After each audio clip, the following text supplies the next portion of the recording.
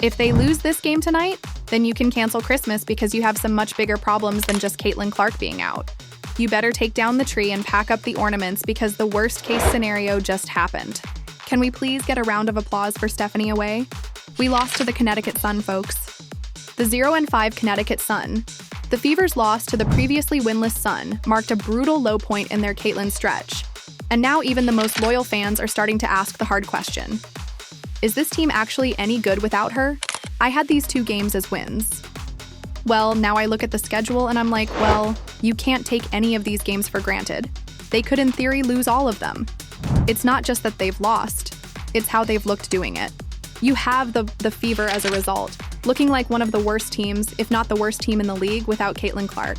And now it's painfully clear this stretch without Caitlin isn't just a test for the Fever, it's a reckoning for the entire WNBA. The success of the WNBA rides on the success of the Indiana Fever, and specifically Caitlin Clark. The ratings are in, and yeah, they're slumping. The Fever look like they're spiraling. And without Caitlin Clark, they're not just losing games, they're losing the fans' faith. There are already calls for Stephanie White's job and real questions about whether this roster, especially with key injuries, can even stay afloat. But before you abandon ship, hear me out. It's not all doom and gloom. There is light at the end of this very bumpy tunnel. So let's break down exactly why fans are freaking out, what's actually going wrong, and why there's still hope. But first, go ahead and like this video if you're counting the days until Caitlin Clark returns. Drop a comment if you think the Fever are in serious trouble and hit that subscribe button. Let's dive in. The Indiana Fever deserve to be the laughingstock of the WNBA because of all the crap they pulled in preseason. We all knew the Fever would take a hit without Caitlin Clark. That was obvious, but I don't think anyone expected it to get this bad this fast. And the blowback has been intense. When the Fever lost to the Connecticut Sun, a team that had been winless, missing key players, and widely considered the worst in the league, fans and analysts lost it. X turned into a full-blown shot and Freude party. Non-Fever fans piled on, mocking everything from the roster to the coaching staff. And the cherry on top of the sundae. The Connecticut Sun's own social media account got in on the action, roasting the Fever. The Fever are getting, I'm not even going to say sneak dissed, very openly dissed by a team who lost their entire starting. 5 lost their coach to Indiana, lost one of their all-stars to Indiana, don't have a training facility, and were 0-5. And the reason this loss hit so hard because the Fever came into the season talking big. Their Now You Know campaign wasn't just bold, it was borderline prophetic trash talk. They weren't just aiming for respect, they were claiming the league. And honestly, with Caitlin Clark joining a reloaded roster full of veterans and new talent, it wasn't crazy to think this team had championship potential. But now without Caitlin, they've boarded the struggle bus and they're on a nationwide tour. We thought maybe they could tread water while she recovered. Go 500, stay in the mix. But after getting dropped by the windless Sun, yeah, all bets are off. You should win 3 out of every 4. You should be a good squad that blows out the Connecticut Sun without Caitlin Clark. So that makes me question how good is this team. But it's not just about 1 or 2 games. Fans and analysts have been calling out the Fever for the brand of basketball they've been playing, even with Caitlin Clark in the lineup. They're fed up with the coach, Stephanie White, who came in as this megamind and presents well in front of the press, but doesn't seem to understand what to do to get the most out of this team. And how much grace are we going to give to a coach because the coach says, we're working things out for the rest of the season. We're trying to figure out our identity. You shouldn't need to figure out your identity. You have Caitlin effing Clark on your team. At least run. Put in some effort, run.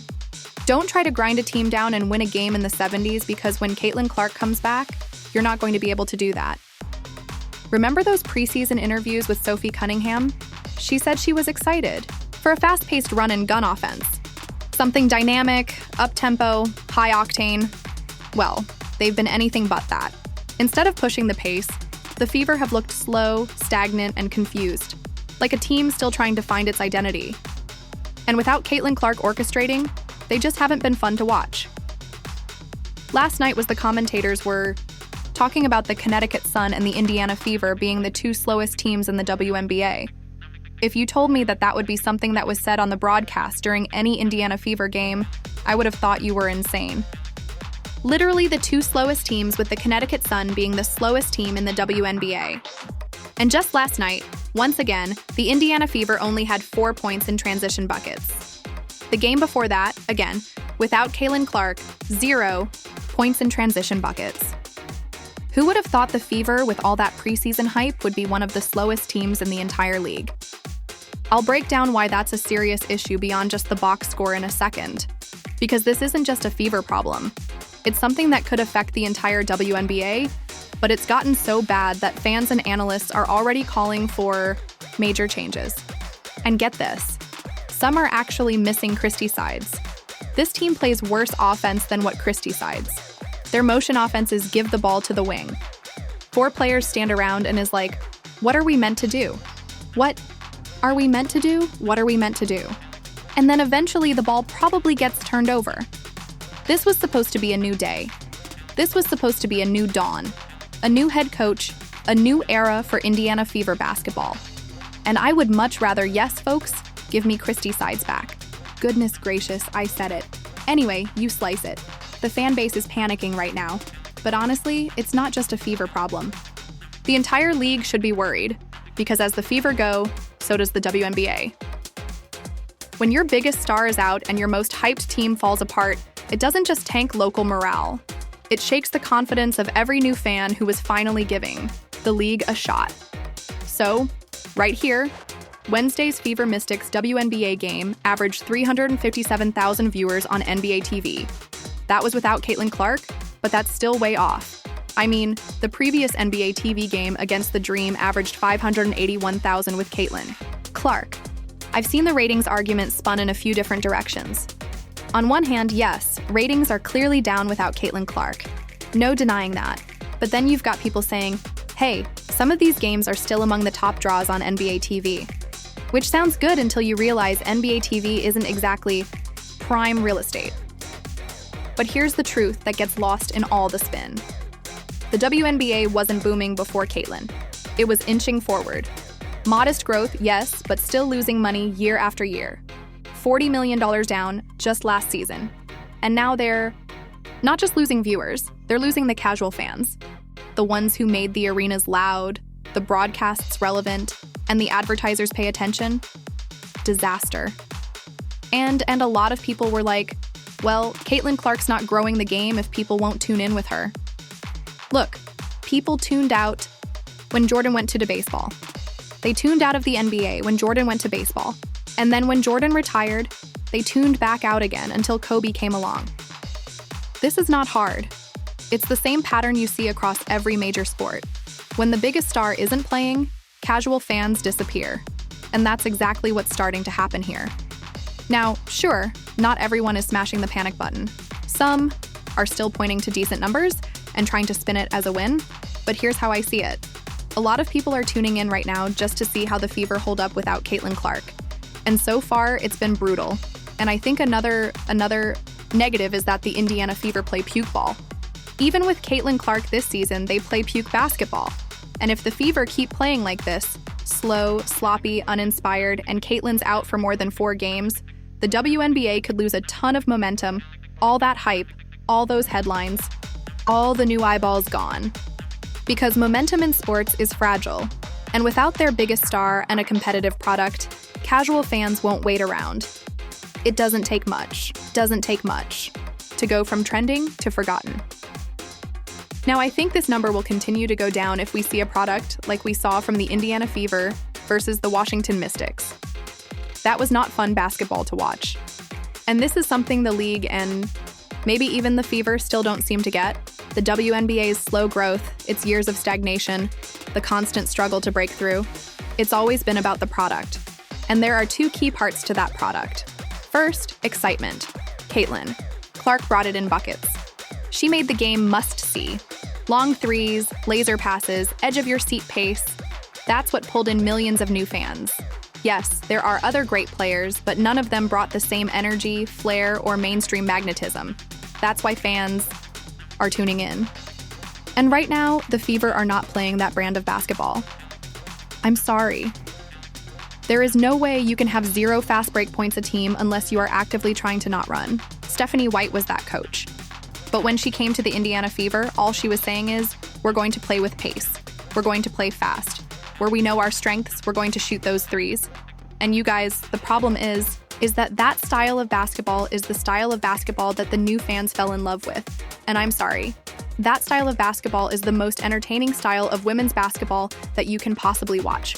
Nobody wants to watch the women's game. Play slow, be overtly physical, and here's the second part, and it's a big one. The WNBA seems to have this weird reward system where physicality is treated like a badge of honor, even when it crosses the line.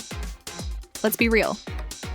Caitlin Clark took a beating last season, and this isn't just any rookie. This is the golden goose. The star driving ticket sales, viewership, merch, national coverage, the player everyone is here to see. And yet, it was like the league strapped her to the hood of a speeding car in a hailstorm and said, good luck out there. Zero protection, minimal whistles, constant hits. She even bulked up in the offseason just to absorb more contact. And still, the officials swallowed the whistle. And now the situation's getting worse. 2 more Fever players are down. Sophie Cunningham and Sydney Colson both knocked out by the same player, JCS Sheldon. So now Caitlin's out. 2 more teammates are sidelined. Ratings are dipping. Ticket prices are cratering. Fans are canceling trips. And suddenly, the WNBA is under the microscope because all of this feels preventable, like self-inflicted wounds that could have been avoided with a different approach. The NBA. I'm going to give such high praise to the NBA because they changed their game around for the better and made it something that was globally attractive, that was entertaining for fans, and that also protected the players first. The NBA protects their players at all costs. You can't do reckless things without getting fined, without getting suspended, without severely getting punished. You cannot do that.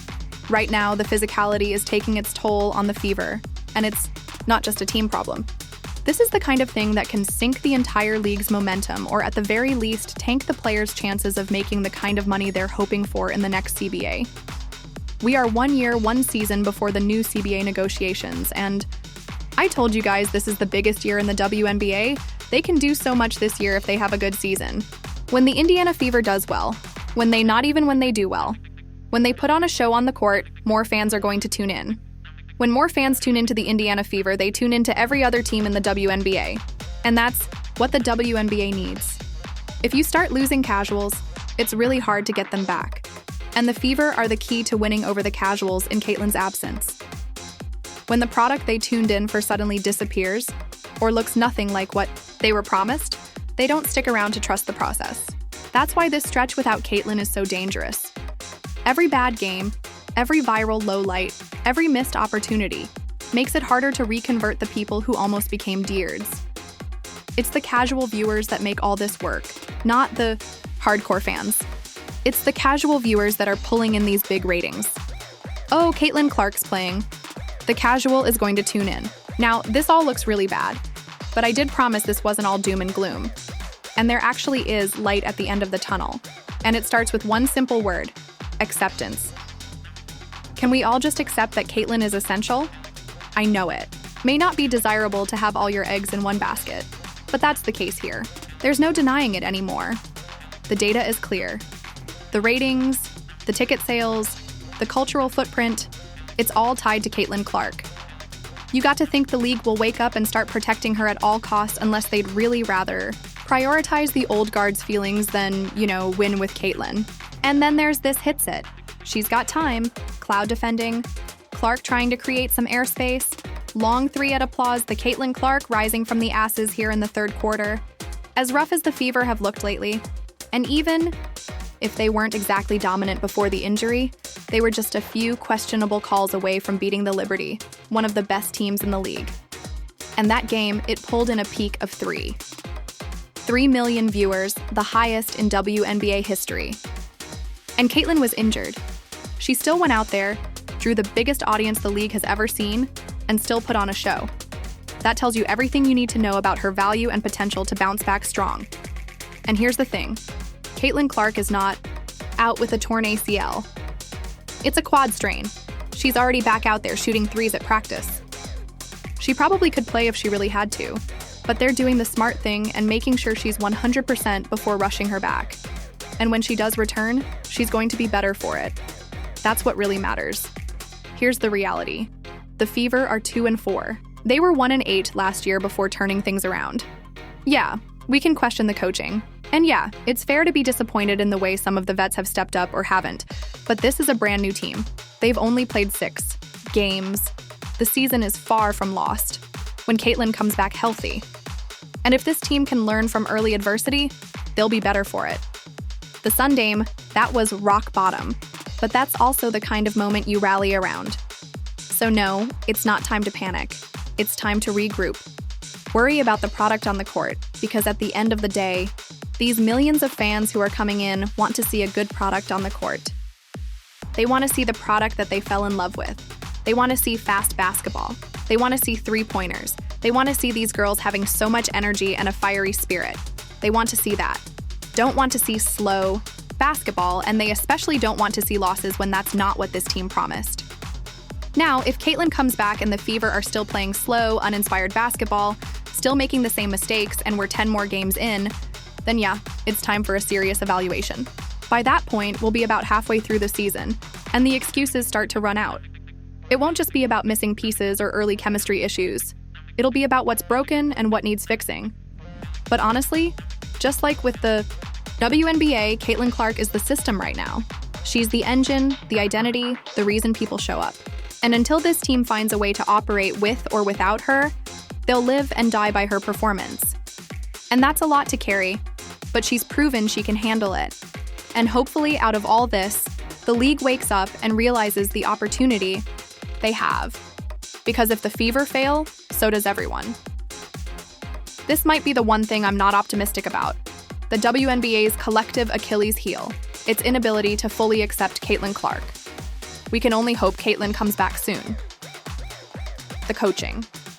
Staff finally puts her and the team in the best position to succeed, and we start seeing the kind of product fans were promised. There's a great Steve Martin quote, "Be so good they can't ignore you." That's exactly what Caitlin and the Fever need to do. Be undeniable. Let the basketball speak louder than the narratives, because without Caitlin and without fun basketball, people are already tuning out. If you're still here, drop a trophy in the comments because you're a winner for sticking around till the end. Thanks for watching. See you next time. All from Logo 3.